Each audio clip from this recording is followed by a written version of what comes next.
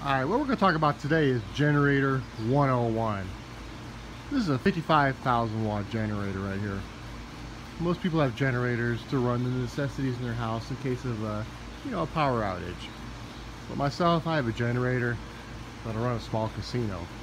So it'll run every light, every accessory, every single item in my house at the same time, no problem. And that's me, that's my shadow. And if you work with electricity, especially high powered electricity, you want to do it with a nice cold alcoholic drink in your hand, because that's just the way things should be. So this is generator 101 on a Sunday afternoon. First thing you want to do is warm your generator up every 3 months. This particular generator, every door is locked, so I've unlocked it already. You open that baby up, and hopefully you leave your power turned off. You never want to leave your battery on, so you turn your battery on at this point. That way you have battery power to start your generator. It's a big bad boy generator right here. We'll mess around here. This is diesel powered. I haven't unlocked that yet. I didn't think I was going to open it, but I'll go ahead and open it for video's sake. Diesel's the way to go when it comes to generator usage. This is a, it's a turbocharger. That is a turbocharger. Liquid cooled diesel powered generator. So what you do, come over here to the power panel. Open that baby back up. There you go. So you just push that right there to auto.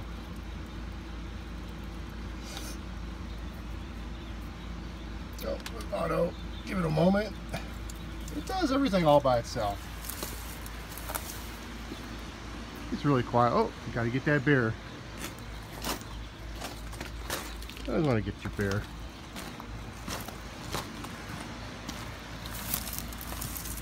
Let's put it over here. Hit that run button. You can see right there. Getting ready. Look how quiet that baby is. That's 55,000 watt quietness. Well, you let it run for 30 minutes, whatever you want. Get the oil lubricating. Now, the first mistake the 99% of people make is when they have a generator on their house is they want to turn on automatically when the power goes out. So when the power goes out, your generator turns on automatically. Listen to what I'm saying.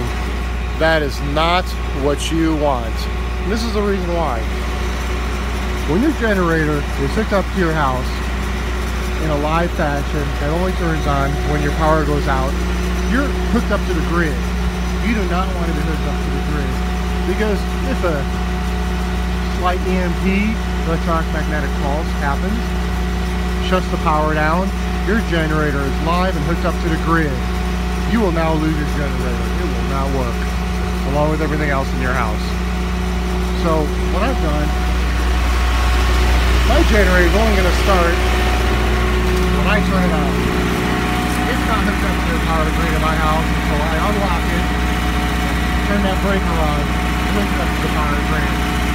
I am off the power grid. That's what you want when you have a generator. You did not want a generator automatically turned on. Take it from me. I'm a semi-drunk generator specialist.